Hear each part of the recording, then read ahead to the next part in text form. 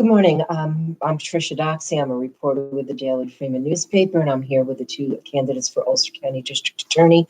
David Clegg is on my right, and Michael Kavanagh is on my left. Yvonne Lahara, the senior editor, will be running our technology. Good morning, gentlemen. Thanks for joining us today. I'd like to give you an opportunity to sort of make an opening statement, tell us a little bit about who you are and why you're running for office. David, I start on my right, so I'm going to start with you. If you would just introduce yourself and tell us a little about who you are. Sure. Well, thank you, Patty. I'm Dave Clegg, and I want to serve as your next district attorney. I'd like to tell you something about myself so you get to know me. I was raised in Staten Island. My family had 6 kids. My father was the son of a Scottish immigrant, and he actually left school at 8th grade to support his mother. And so with 6 kids, he had to work a lot. He had to work a couple jobs, and my mother stayed home. I had a sister with Down syndrome, and so I kind of became the man around the house. My father wasn't there. I was fortunate. I took a test when I was in 8th grade for the special schools in New York City, and I wound up getting in. And I went to Brooklyn Tech from Staten Island, and that was an academic expansion for me. I really learned with the great students there what it meant to study hard and work hard. So there was one day, it was the late 60s, and it was a tough time in New York City, and there were riots going on, and I walked through Bedford-Stuyvesant on my way to school every day. But one day when I was walking home, someone came up behind me and put a knife in my back. And I turned around to find 3 young men who had switchblades and who told me if I didn't give them all my money, they would stab me again. And I gave them the $2.35 I had in my pocket, and then they ran away, and I yelled and tried to get help. I know what it is to be a victim of violent crime. I know the pain and the nightmares and the flashbacks and everything that happens and the emotional trauma you have to get through. As DA, I will use all the power that I have to make sure that no one in our community has to go through what I went through. At the same time, I learned that these young men were dangerous, but how did they get dangerous? And I've spent a good deal of my career working and mentoring young men and trying to keep them out of going to the wrong side of justice. I believe that crime prevention is an important part, as well as making sure public safety is accomplished by prosecuting and incarcerating dangerous criminals and people who commit serious crimes. At the same time, we can do a much better job at rehabilitating folks and preventing crime. I've been a coach for 25 years. I've worked in the community at the YMCA and the Boys Club and the Boy Scouts of America. And I know that there's lots of people out there trying to keep at-risk kids out of that. So I want to focus that. I want to be a leader in the community for justice. At the same time, we want to be smart on crime. We want to be someone who focuses our resources on the most serious cases while rehabilitating people who have a chance to do that. So I've been highly qualified by the Ulster County Bar Association because I have the experience both in my legal practice, my legal accomplishments, and my community leadership to move this county forward and reform our criminal justice system. Thank you. Thank you very much. Mike? Okay. Yeah, thank you. And Patricia and the Freeman, thank you very much for sponsoring this event. Again, my name is Mike Kavanagh. I'm also running to be the next Ulster County District Attorney. I currently serve as the chief to Holly Carnwright, who is our district attorney. He is retiring at the end of the year. I've served in that capacity for almost 5 years now. I've been with the Ulster County DA's office for nearly 8 years. Prior to that, I was a defense attorney. I worked for the law firm of Minetti & O'Connor for about 5 years. I actually spent some time practicing law in Austin, Texas. I was a defense attorney there. And in hindsight, I realized I had it backwards. I was a defense attorney in Texas and a prosecutor in New York. So I obviously made things a little bit more difficult on myself than maybe I needed to. I started my career in the Dutchess County DA's office, where I was an assistant district attorney under Bill Grady for almost 8 years as well. So all in all, I've spent a good part of my 20-year career, in fact, all of my 20-year career, serving the criminal justice system. I am the only candidate in this race who has actually ever prosecuted a case. And I've been a professional prosecutor in one capacity or another for that entire 20 years. Well, I shouldn't say that, for 18 and a half years. I did not prosecute at all when I was in Texas. So while I was a defense attorney with Minetti O'Connor, serving the public and representing people charged with some of the most serious crimes, I also worked as a special prosecutor, which means that when the Ulster County District Attorney's Office had a conflict of interest where they were disqualified from prosecuting the case, I would be assigned to handle it myself. I can tell you that I have wanted to be a prosecutor and an assistant district attorney for a good part of my adult life. I mean, that's the reason I went to law school. I did not apply to any jobs in the civil realm. I did not apply to any major law firms. The only applications I sent out were to district attorney's offices. It's been an incredibly rewarding career. It's, in my humble opinion, it's the best job in the courthouse. I've had the opportunity to stand with victims of crime who are looking to the prosecutor to be their voice in the courtroom. I've been privileged to do that. I've handled some of the most high-profile cases and prosecuted some of the most dangerous people here in Ulster County. You've covered quite a few of my trials. Murder cases, rape cases, child abuse, domestic violence, major drug dealers, gang members.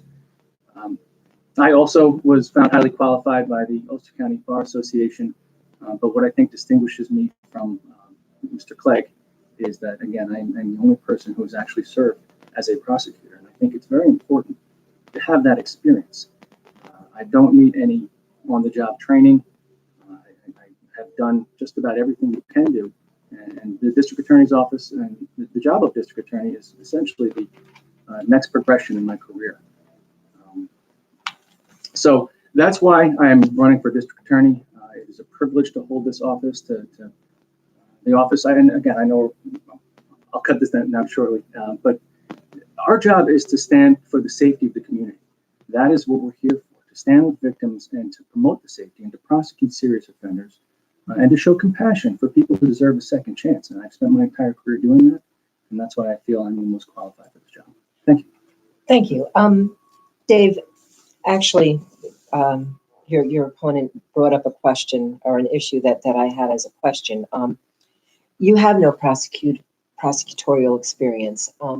So the question is, why should someone with no prosecutorial experience be the county's top prosecutor? What qualifies you to be that person? Well, there's a reason that the Ulster County Bar Association has found that I'm highly qualified to be your next DA. I have 40 years of experience in practicing criminal law. I was a public defender for 9 years. Public defender back when crack cocaine and the AIDS epidemic was going on. At that time, everybody that came into my practice as a public defender who had an addiction, their life was at risk. They had, unfortunately, an epidemic that they had to address, and they had a risk of death if they were sticking needles in their arm. So I was fighting for rehabilitation for every client that I had. And that's a mindset that we need to bring to our reformed criminal justice system. See, a public defender gets to know the defendant, gets to know where that defendant's come from, the trauma. And what we talk about doing now is trauma-informed prosecution. If you're going to rehabilitate people who are not public safety risks, and that's about 75% to 80% of our caseload, then you've got to know something about them and have the ability to put them in the right direction, to do diversion programs, to do supportive assistance for them so that we have a chance to rehabilitate folks. Now, I've handled big cases. I handled the biggest drug conspiracy case in the Northern District history up in Albany. And, I've handled murder cases, and I've handled cases from petty larceny to habitual criminals. I've got lots of experience in trial. I've got plenty of experience to do the job. That's why the Ulster County Bar Association has found me to be highly qualified to do this job. Okay, thank you.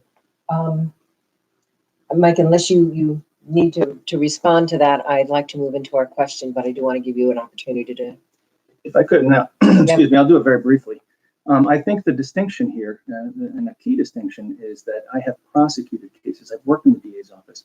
And while Mr. Clegg has certainly had a distinguished civil career, his experience in criminal law is remote. In fact, I'm unaware of much that he's handled this century. Truthfully, I have never seen him in court. I believe he has handled a couple of cases, but handling a couple of cases as a public defender back in the 80s and early 90s is not the same as running a large office where you're responsible for 27 prosecutors and for policy decisions and for just overseeing an entire office. So it's a huge distinction there, and I really think that while we're both highly qualified according to the Bar Association, again, there's a distinction, and highly qualified doesn't make them competent in this particular area.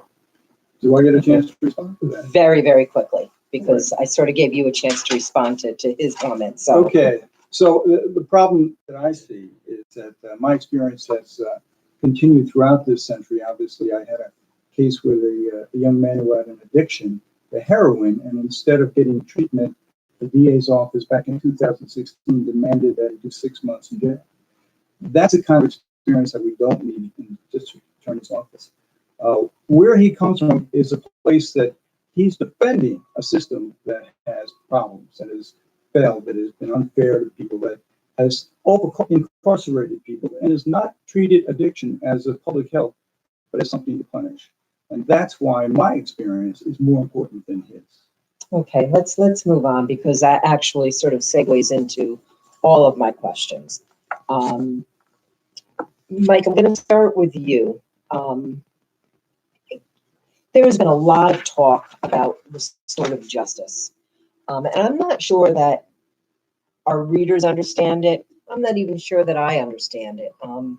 So could you, in your own words, explain what restorative justice means to you, and then how you would implement whatever policies that means? I know I'm only giving you a few minutes, That's okay. But I have to admit, I'm not sure I understand entirely what restorative justice means. I think it can mean something as simple as community service. I think it can mean giving an offender an opportunity. And in my estimation, it gives an offender who is not a threat to the community an opportunity to make amends for what he's done. He or she, excuse me. I think that the principal idea behind restorative justice is to enable someone who has offended, who has committed a crime, to be reintegrated into society, hopefully in a better position than they were prior to when they offended.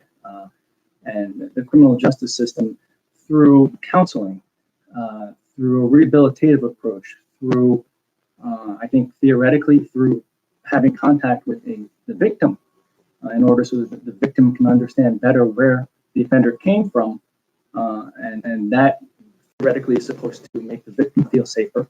And if the individual who has committed a crime can be restored to society, the idea is there will be no recidivism, that person will be able to contribute again. So how would your office implement that strategy or those thinkings? Well, we already do to some extent. I mean, I have a case right now that I know you're very familiar with, and that would be William Sullivan. And he was charged with a hate crime. In fact, the governor came here and did a press conference on it. And that was at the health food store. And right now we're working with him through his defense attorney, Rabbi Romer. Roma has been very instrumental. She has been counseling him, has had other people from the religious community. The idea is that if he learns and is exposed to people and through counseling, he will understand that his thinking was wrong and that he won't do it again. And we're already doing things like that. Community services, that's commonplace. I mean, we use that all the time. We give somebody what's known as a conditional discharge. The condition being that if they comply with certain conditions, that they will be released from court custody. The case will be either dismissed or reduced. but they have to do community service at a nonprofit. And the idea is that they will benefit from it. So we're already doing restorative justice, but we only use it in very limited cases. Quite frankly, the victims that I come in contact with, that the office comes in contact with, they want one of two things. They want to be made to feel safe, or if they're a victim of a property or larceny crime, they want their money back. They don't want anything to do with the offender. So it has a very limited application, but under the right circumstances, we already do use it. Thank you. Dave? So that's a fundamental difference between my opponent and I. I do know a lot about restorative justice. We've worked to implement restorative justice approaches through our school system. One of the main things we need to do for crime prevention is to keep kids in school and out of jail and out of our criminal justice system. So doing that through the Human Rights Commission, which I'm chair of, has been a major effort for the last 5 years. Now, restorative justice is something that holds people accountable, and that's the starting place. But where I think my opponent misses it is victim-centric. In other words, the victim's voice is what controls the process. So if the victim wants to see rehabilitation, then the victim has a chance for that person to repair harm, to repair the harm that the victim sustained. And when that process works, and it's had tremendous success throughout the country, when that works, the victim feels that justice has been done, more so than when you incarcerate somebody, because at that point, they have not been made whole in any way. They've not participated in the process. And if you do the national studies, which I've paid attention to, and as a victim myself, I know that 7 out of 10 victims want a rehabilitative approach when that's possible, want to concentrate on crime prevention when possible. So the Restorative Justice Center, which we now have in our community, is something that I want to take advantage of. There are programs going on right now with the 180 program that once again has had a lot of success. We need to use our community support and partners to supply justice efforts, and that we can actually use them to rehabilitate, whether it's the Kingston Interfaith Council or people from the YMCA or people from other organizations that are working with youth or young people. We have to identify the folks that are up to between 18 and 25 and give them a chance to divert them from the criminal justice system. By the way, there are diversion programs going on in Orange County. There are reentry programs going on in Dutchess County. But this district attorney has been woefully behind on pursuing any diversion programs. We have only one drug court in our county. There are 5 of them in Orange County. In Kingston right now, in the Kingston court, there's only 36 people on the docket of drug court. In Orange County, there's almost 400 people. We have not got to the forefront of addressing the opioid crisis and the drug addiction crisis. We are late in the day, and that's unforgivable. Thank you. Mike, you can have a 2 minutes if you want to respond, or else we can move on. I do want to talk about drug court because that was something. We're going to get to that. Okay, then I will talk about it when we get to it. But very briefly, our office is in constant communication with our victims. We have a wonderful crime victims assistance bureau that reaches out to our victims all the time, as do people in our office. Whether 7 out of 10 people want some form of restorative justice, that has not been my experience at all. And I've already told you, and I stand by that. Victims of violent crime are not interested in a restorative approach. They want justice. They want to feel safe again. They want to feel as though the injury they sustained has been addressed by law enforcement and by the district attorney's office. And if it's a violent crime, I have yet to find a victim who doesn't want to see incarceration. Families of murder victims? No, absolutely not. That's inaccurate. Robbery victims, I've had bank robbery trials. The tellers do not want somebody to get probation. They don't want restorative justice. They want to feel safe again. They want to feel and have some faith in the system that their needs have been addressed and the community is safe again. So. Violent crimes are different, right? Violent I was going to ask that different. question, yeah. Yes. But 80% of the crimes that are dealt with through our justice system are not violent crimes, and are not people that are dangerous to the public safety, and are people that we can rehabilitate, especially youth as they're entering the system. That's what I'm talking about. Let's keep them from moving into gangs. Let's keep them from becoming violent. Let's keep them out of drug dealing and all the issues that address our youth and when they go the wrong way. That's where I'm saying we could use restorative justice effectively. crime prevention, stop the person who might have attacked someone later on. That's what I want to do. You know, one of the issues sort of around restorative justice, one of the things that kind of dovetails with that is the raise the age, right? Absolutely. Because now we're seeing a situation where, and I'm hoping you guys will correct me if I'm wrong, but I think now we're at 17-year-olds. Correct. And next year we'll be at 18-year-olds. Is that right? We're about to be. Okay, That I'm not sure, but we're at 17-year-olds now, Yeah. which means that 17-year-olds who commit crimes are diverted to the family courts as opposed to the criminal court. Correct. The current district attorney is not a fan of raise the age. He has held some press conferences where he said that gang murderers would be put into family court, and some really violent criminals would end up in family court. My understanding, though, is that the district attorney's office also has the ability to make a decision on those cases. Who did I start with? I think I started with you, so I'm going to ask you first. Where do you see your office, if you're elected district attorney, handling? How do you see yourself handling those cases of 16 and 17-year-olds, particularly in the violent crime? Right. Issues of violent crime. So the statute provides specifically that if there's serious physical injury to somebody, that case has extraordinary circumstances where it should not be diverted. Also, if there's gun involvement. Also, if there's some kind of gang involvement where there's a physical or danger to the public safety that can be identified. So there are ways that we can prevent anybody who's got a history of serious physical injury or to perpetrating that kind of crime, to keep them in the justice system and to treat them as adults. So what we want to do is make sure that the kids that are going the wrong way but haven't done any violent crime get the opportunity to go to the family court. It's also like a diversion program where we can get them the support. And what's important is to identify why is this young man going wrong. We talk about the trauma-informed prosecution. There needs to be an evaluation, a screening of where that child is coming from.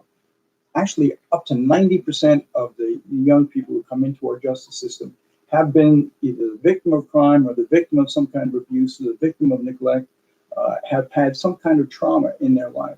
They also have PTSD, and 30% of the time. So if you identify those issues, and if you make sure that they get the support and treatment they need, we have a better chance of rehabilitating these folks. And if you rehabilitate them, we are safer. Thank you. Mike? So with regards to the raise the age statute, I personally don't oppose it at all. I think Holly and I differed, and I think he softened his position. Last I checked, only 3 people since that law was enacted have been impacted by it, have been diverted to family court. So it hasn't had much of an impact at all. Prior to raise the age, and I think Holly's main objection was that we had what's known as the youthful offender statute. And so anybody 18 and under who commits a misdemeanor is automatically, their conviction will be replaced with a youthful offender adjudication, which is not criminal. You don't have to disclose that. His main issue, and one that I have some concerns with as well, is that when somebody is diverted to family court, we're never going to know anything about the case. So that if somewhere down the line in their early 20s, they continue to offend, they continue to victimize people, we're not going to know about their prior history. So they're going to be getting a fresh start and be given opportunities that they otherwise should not be getting because they have a long history and a pattern of this kind of conduct. Again, our job is to promote the safety of the community, and the more information we have, the better. So when there's no record at all of somebody who has perpetrated violence or has a history of abuse, we're not able to effectively formulate a proper disposition that takes into account the safety of this public. So that's our main criticism. But that being said, it's had very little impact on this community, and even people who are accused of felonies as youthful offender eligible, YO still exists for 18-year-olds, and it exists for many felonies. So we've been able to accomplish everything that Raise the Age tried to accomplish on our own terms with a very similar, if not identical, result. It was just handled in the criminal courts as opposed to family court. Thank you. I want to talk about the opioid epidemic for a minute. Actually, for a bit, because there's been a lot about drugs and the opioid epidemic in general. Recently, the county took the unprecedented step of charging someone with murder for selling fentanyl-laced drugs to someone who died. Homicide. Homicide. Very different. Yes, you're right. I'm sorry. I That's charged okay. him with a homicide. That's okay, sure. I apologize. No. Because that was your office, I'm Yes. going to ask Dave quite the question first. Do you agree with that approach? And then I'm going to ask you to explain why you Sure. took that Absolutely. approach. Well, it's got to be evidence-based, and I assume it was evidence-based in this case. I actually did speak with the sheriff briefly about it, and I'm informed that the law enforcement community had identified this person as someone who had dealt drugs with fentanyl that had killed possibly more than one person, and that person had knowledge of that. So that can bring it to the level of homicide. If they know that the drugs that they're dealing are deadly and they continue to deal, I think that's the issue. And if that's the case, then that would be premeditation, and the intent would be there. At least the criminally negligent homicide approach to selling drugs that they know are potentially dangerous at a level of causing death and overdose. So that's something that I have no objection to that. The question is there the intent there? Is there the knowledge? And I assume that they're prepared to prove that. In general, unfortunately, fentanyl is a very deadly drug, and it's now being used to supplement the opioids, the heroin that's out there. And unfortunately, some people actually seek it out because if you're an addict, you might get a bigger high using something that's laced with fentanyl. So it's a problem. We have to deal with it. We have to deal with it through law enforcement, and we have to stop the inflow of those drugs into our community. At the same time, we need to educate people to all the dangers of fentanyl, and we have to. There's now testing that you can give to people to make sure that they know that if they buy this drug in the wrong side of town, that you can find out if there's a deadly level of fentanyl in it. Mike, can you talk to me about the decision by the prosecutor's office to? Sure. Because that is an unusual charge. We've not seen that before, I don't think. We have not in Ulster County. No. Sure. I mean, first of all, criminally negligent homicide, which is what the charge was, is not an intent crime. It doesn't require that we prove intent. It requires that we establish beyond a reasonable doubt that the drug dealer in this case acted with criminal negligence. In other words, that they should have known that their actions would result in the death of someone else. And yes, there were prior instances that bolster the evidence. This particular individual, and the case is pending, so I can't talk about it too much. But yes, there was sufficient evidence, in our opinion, to establish beyond a reasonable doubt that the dealer should have been aware that the drugs that were being sold could, and there's a high likelihood, would lead to someone's death. And that's the decision we made, and it was to send a message, absolutely to send a message. And you know, the harsh reality out there is that the addiction problem is so bad for some people, they actually seek out dealers who have fentanyl in the heroin that mix it in there. That is a better high for them. That's why they do it, which is tragic, absolutely tragic. But we want to send a message out there to this community that if you deal drugs, if you deal fentanyl-laced heroin, and somebody dies from it, you're going to be held accountable, and you're going to be taken off the streets because you're basically killing somebody, and that's why it's a homicide charge. That's the thought process that went into it. I just want to follow up on that question for a second, and I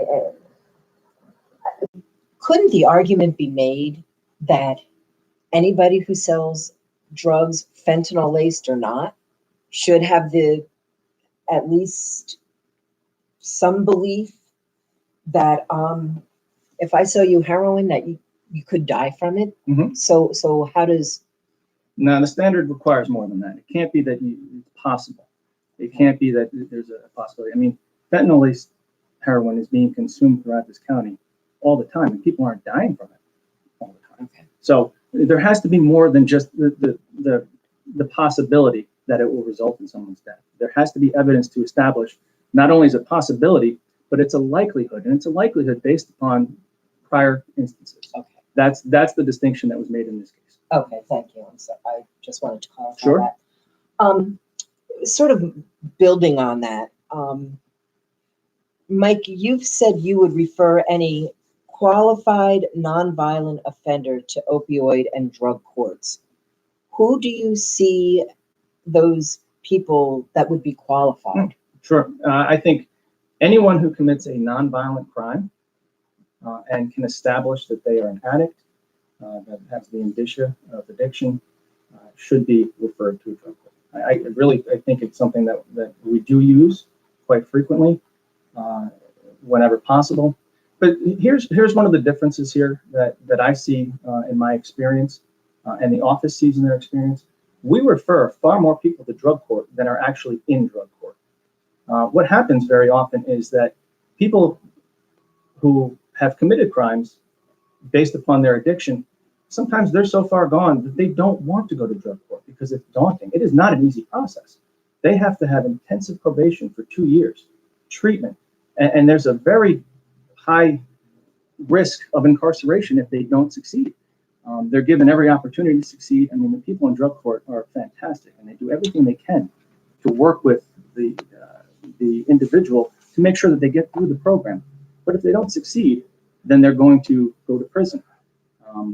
We all understand that relapse is part of recovery, but committing additional crimes while they're in drug court, that's not tolerated. But the problem is, and very often defense attorneys don't want to do it because they realize, having known their client better than we do, that drug court can be seen as setting their client up to fail. They don't believe that their client will make it through. They'd rather do their time. So, we refer as many people to drug court as we can. And if they're qualified, then great. There's nothing better than having somebody go to drug court and succeed, and who is able to return to society in a better place than when they entered drug court, and to be able to contribute again. That is the best case scenario. But there's a lot of risk involved. So we can refer 1,000 people to drug court. You're not going to get 1,000 people that are willing to participate. So we do the best we can. We try to utilize it as often as possible. Thank you.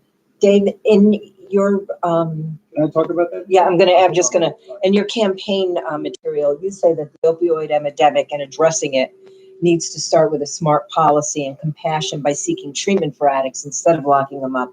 You say that addiction is a disease, not a crime. So how would your office handle people charged with criminal possession of controlled substance, if not drug court, and those beyond that, those who commit nonviolent felonies to feed their drug habits? Right. Because we know that there are a lot of people who are committing crimes just to get the money to buy the whatever drug that they need to use. Right. So I mentioned before diversion programs, and I think that is the best approach to deal with the opioid with the person who has an opioid substance abuse problem. So diversion programs don't require somebody to plead guilty before they get the treatment. Drug court right now, as I understand it, they have to plead and will be sentenced to a year in jail if they don't make it through. That is an impediment to somebody going into that program, as he just mentioned. We don't want impediments to people going into programs.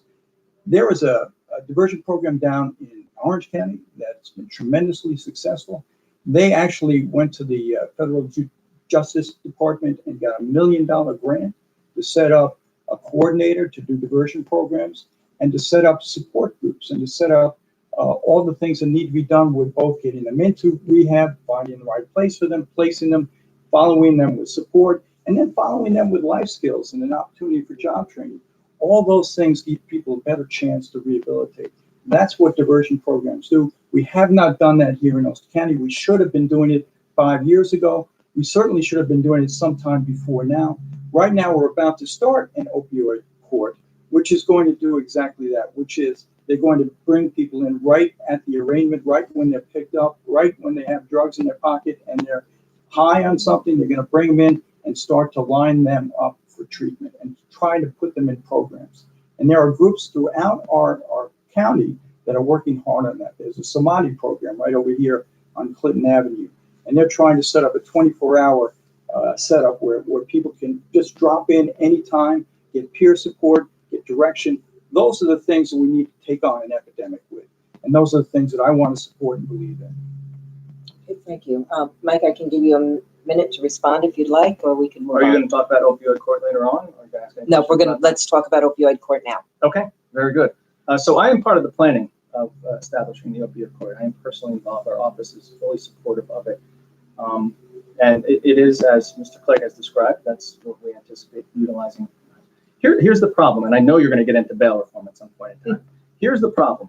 So, and this is a concern that everybody in opioid court that's part of the development has.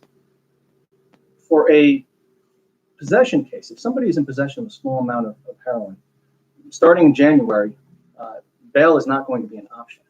Bail is a very effective tool in combating the opioid crisis, not for punishment, but to get people in the place they need to be, out of the environment where their addiction has thrived. They have to hit rock bottom in order to be willing to accept recovery, because without that, their addiction takes over and they are powerless to fight it. So spending a night or two in jail, that is rock bottom for most people, not for everybody. But that is when we can reach out to them and get them the help they need.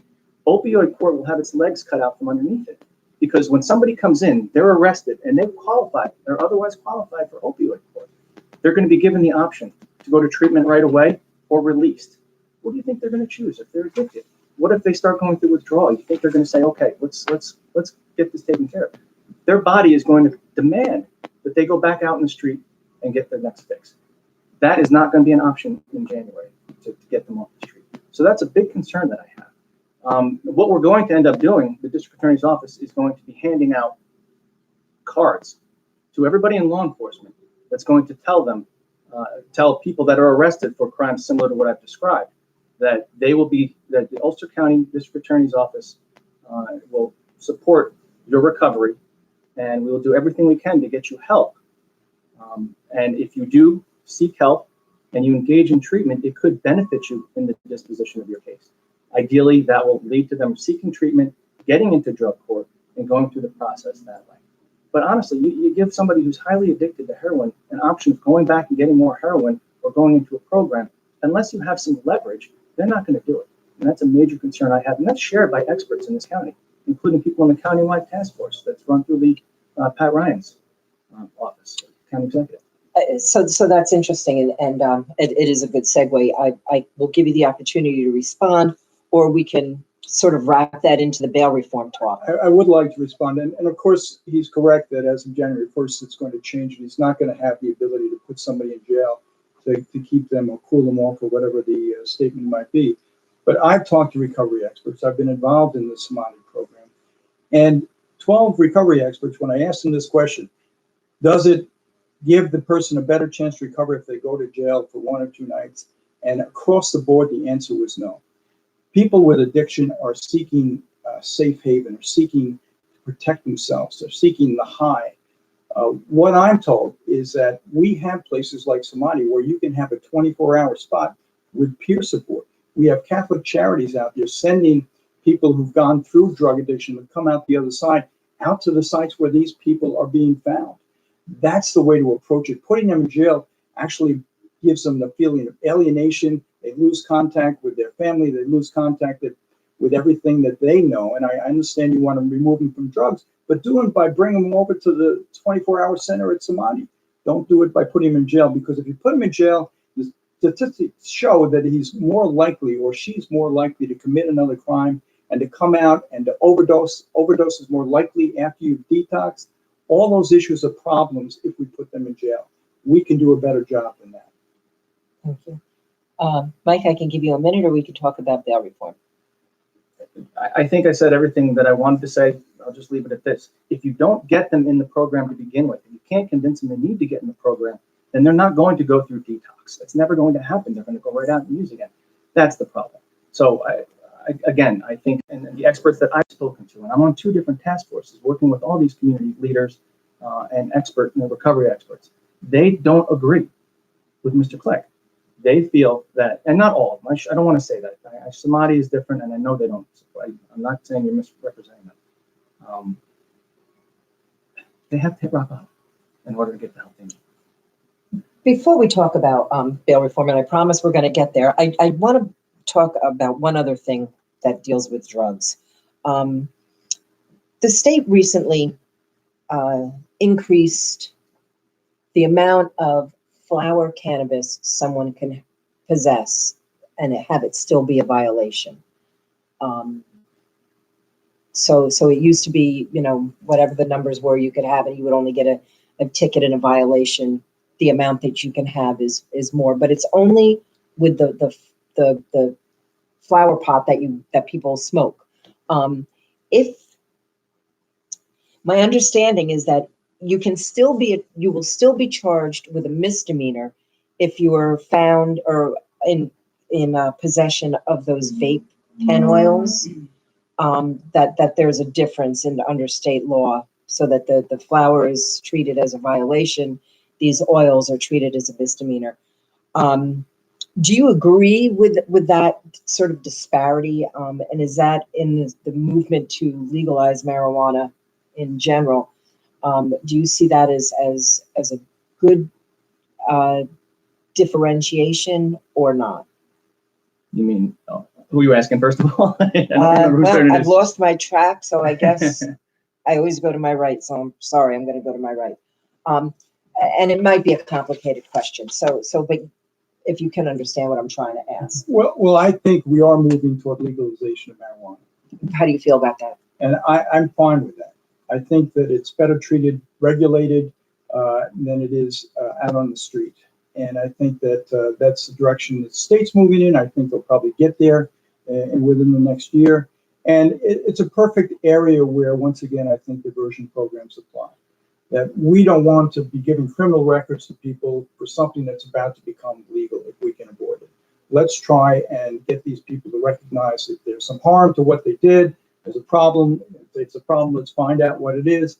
Let's get them doing some kind of restorative effort if there's possibility of that. Let's move it out of the criminal zone if we can. Criminalizing people for something that's about to become legal is questionable. And we know that's an issue that's going to be, what about all the people in the past that were convicted of possession of marijuana? What are we going to do about them? What about those vials, though, of the oil that are still a misdemeanor? It's still a misdemeanor to have that. Do you think that there should be that distinction between the two? No. Mike? So I think a lot of information has come out about vaping. It's a major problem in our high schools. There have been people that have suffered catastrophic injuries and death as a result of vaping. I can tell you that within the last year, we had a 2-week period where 4 high school kids basically overdosed by vaping. What was later determined to be marijuana. We assumed, and it wasn't in Ulster County, there were surrounding counties, but 2 of the people actually lived in Ulster County. They overdosed, and we assumed it was going to be heroin. When the tox came back, it was just marijuana, and they had been vaping marijuana. So I think there's a real distinction between the vaping and actual marijuana in plant form, and I think that's coming to light now more than ever. So, I think we should do everything we can to discourage any vaping at all, particularly vaping that involves the use of marijuana. In terms of the criminalization of it, though, look, our office, we're very busy. We don't expend a lot of resources on prosecuting low-level marijuana cases, if any. I mean, people get ACDs. And for people who don't know what that is, it's an adjournment and contemplation of dismissal, which means as long as they don't get rearrested during a 6-month period, their charges are automatically dismissed. That's how we handle it. And we'll continue to handle it that way. Now, legalization is a whole other issue that we can get into if you want to. I certainly do have. Do you support legalization? It's a tricky issue. It's going to be a financial boon to the state, no question about that. It has been everywhere else. It's been legalized. My issue with it is that marijuana is not the same now as it was back in the 70s. It's much different, much higher THC content. So I don't think we know enough now. I mean, should we really be rushing into this until we know more about the impact that the higher levels of THC can have on a person? More importantly, the legalization of marijuana, my biggest concern, and it is always the concern of our office, is public safety. And in Colorado, after they legalized marijuana, the automobile deaths, accidents that resulted in death involving marijuana went up 100%.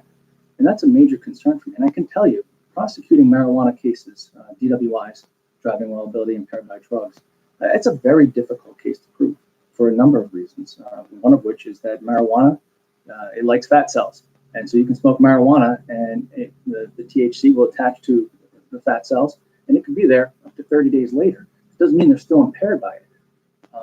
They're already difficult to prosecute, but from a public safety standpoint, I don't think that it is beneficial. It creates a greater risk in the community. People are going to, if it's legal, they're going to smoke, and then they're going to smoke and drive. They already do now that it's not legal.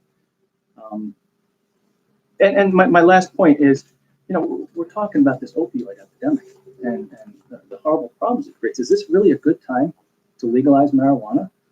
We have so many issues with substances already in this community. So, I am opposed to it. If there's more studies done, then we can revisit it, but I don't see any reason to rush into it right now. Can I just suggest Yes, a brief one? absolutely. These are public health issues. These are issues that need to be dealt with through public health. You have the opportunity here to make decisions to regulate. I think one of the things that I'm concerned about with marijuana, and not that I think it should be criminal and that we should be putting people in jail about it, but that the brain of a person who's under the age of 25 is more severely affected by marijuana than somebody older. So when we do regulate it and we do control who can buy it and when they can buy it, that's one of the concerns. But it's a public health issue. It's not something that we can address by criminalizing it and putting people in jail. All righty, thank you. So let's talk about bail reform. Okay. There's a lot to be said about bail reform. I'm looking for my piece of paper. Here it is. In April, I asked the sheriff for a list of people who were in the Ulster County Jail. According to that information, according to the Ulster County, to the sheriff, 60% of the people, the jail population is there on bail. So they are unsentenced, accused, but not convicted of a crime. People were in jail on bails, for example, aggravated unlicensed operation of a motor vehicle, $100. Aggravated unlicensed operation of a motor vehicle, $500. Petty larceny, $500. Petty larceny, $100. Criminal possession of controlled substance, $500, $500, $500, $100, $200, $250.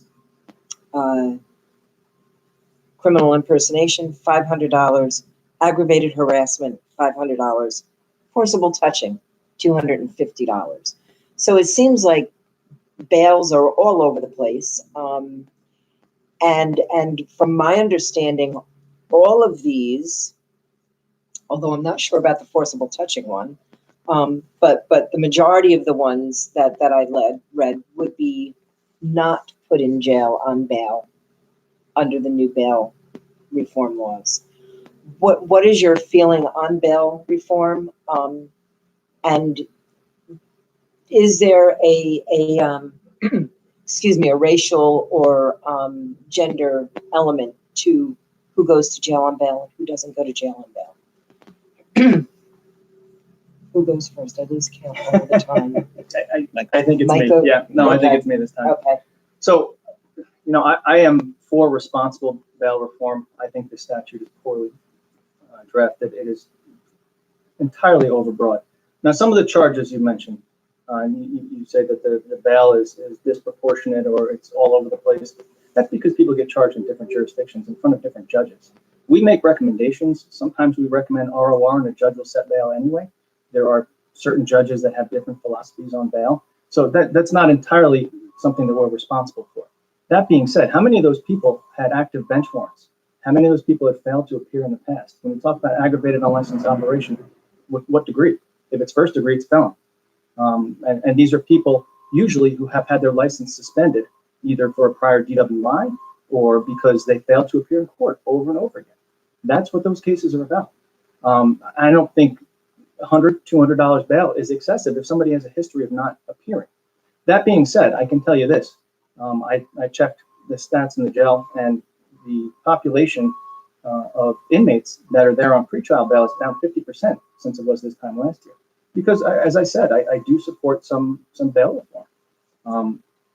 and we are actively doing what we can to support and prepare for the coming changes. This is where it's really problematic, and I've made this very public. There are charges that are exempt from cash bail that, to me, it's absolutely ludicrous. It just endangers the public. We had a case a couple of weeks ago, if not even a month ago, where an 89-year-old woman woke up to find another man in her room, a stranger in her room. She wakes up, she's startled. The man walks over to her, starts whispering in her ear, so close that she can feel his beard. She's 89 years old, living by herself, and this man is in there, and he spends an hour with her, holding her hand, talking to her. He steals clothing, he leaves, he's apprehended shortly thereafter by police after she finally has an opportunity to call 911. Now, bail was set in that case. He was wearing the same clothing that he stole from her. The proof it could not be much stronger. Now, this time next year, we would have to tell the lady, I'm sorry, you've been victimized. All the services we want to provide you with, we want to help, we want to make you feel safe again. Oh, and by the way, he's out again. Sorry about that. I hope you sleep well. To me, that's insanity.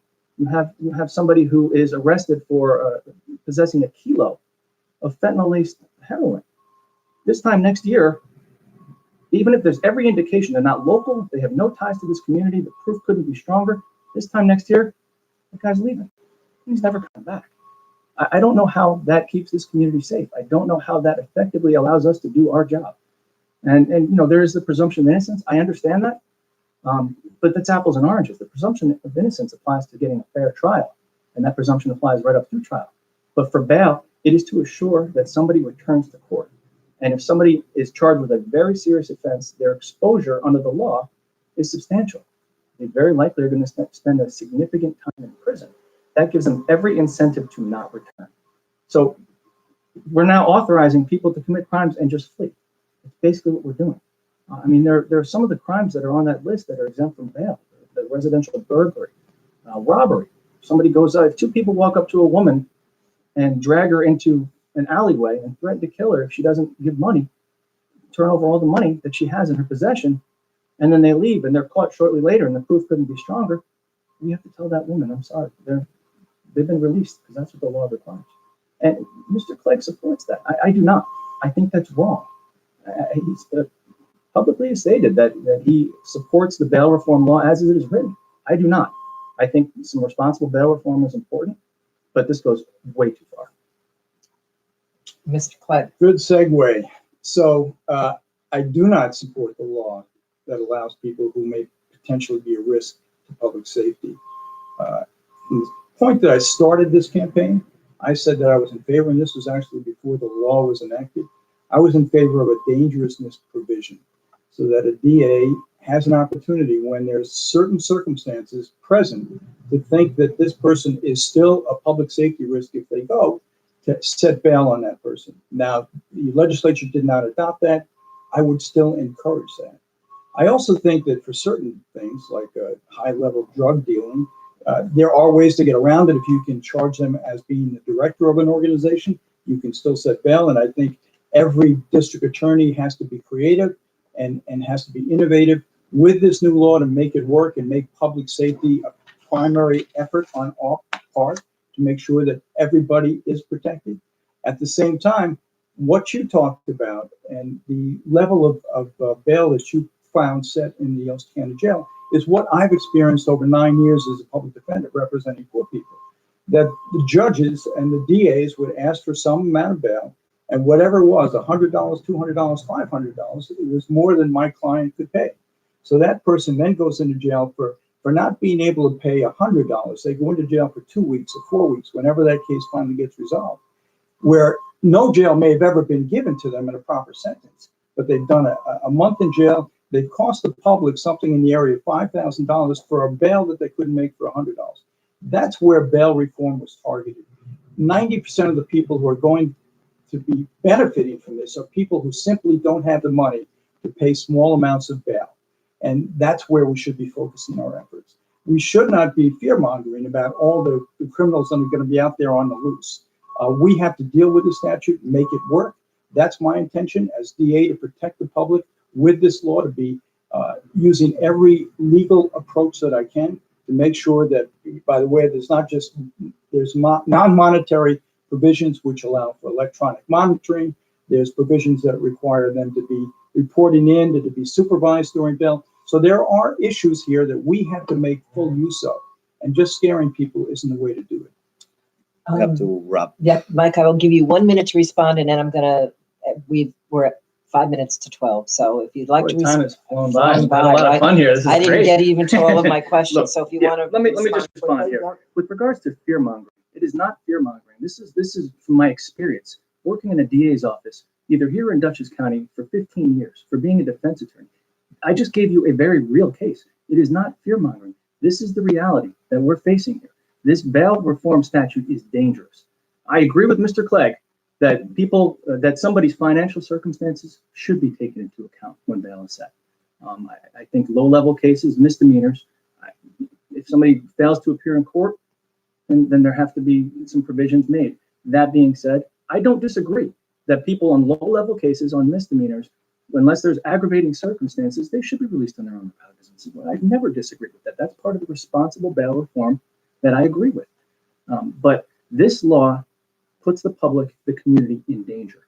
It is irresponsible. It's not fear-mongering. This is based upon my experience as a prosecutor. Again, I give you a real case, and there are plenty more examples I could give you. So my position is it is dangerous, and I'm more than willing to work with the legislature to try to revise this. But as written, it's unacceptable. Well, thank you very much, gentlemen, for your time today. I'm going to give you a chance to wrap up because we are at 3 minutes to 12. So I feel that we're going to go over just by virtue of letting you sort of make your closing statements. So, Mr. Clegg, you can make your closing statements, and if you want to add anything to what he said. Yeah, I'll just say one thing briefly. The one example he gave, it sounded like somebody who may be mentally ill. And there are provisions under mental hygiene law. If somebody is a danger to himself or others, we can have that person committed. The bail law does allow for evaluations of people. That's the first thing that I would think of doing in that particular case, not telling somebody there's nothing we can do. There are things that we can do if we're careful and we're dedicated to making sure that public safety continues. So what I want to say in general is that being smart on crime is making the public safer.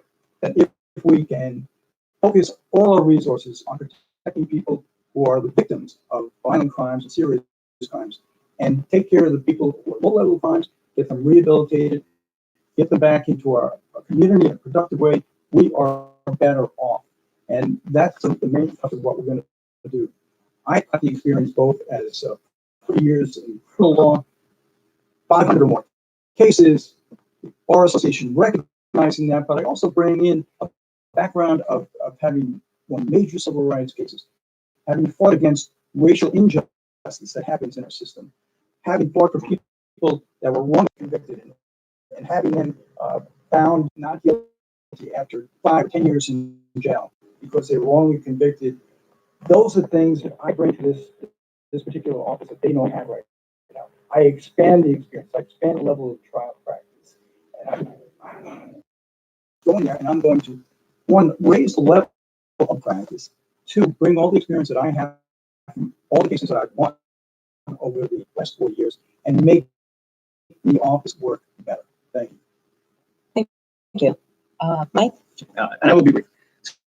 So again, as I said before, the difference between the candidates here is you have an opportunity to elect somebody who actually has experience in the job we're applying for. And this election is an application process. If you have a heart issue and you need to see a doctor, are you going to hire a podiatrist or are you going to go to surgeon? It's relevant experience that matters. It's not being a civil rights attorney, as what that is, and the thing about your career is, it has nothing to do with the criminal justice system. I have been practicing in this area for 20 years. That is my experience is based upon. It's relevant and it's contemporary. It's not being a public defender in the news. Representing people charged with misdemeanors, prosecuting murders, gang members, rapists, drug dealers. This is what I've been doing. My platform is my experience and my record. I had a record people look into. Nobody's going to be able to look into my opponent's criminal record and what he's accomplished because there is nothing contemporary. I'm running on what I have done, not what I'm promising to do. People can tell what I've already done. I don't have to make promises about what I'm going to do because I have a history of what I've done. And I've stood with victims of all sorts, people who've been violated, who've been raped, who've had their children abused, families who've lost loved ones to violent crime, murder. This is what the job is about. This is what it entails. It is about protecting this community in the best way possible.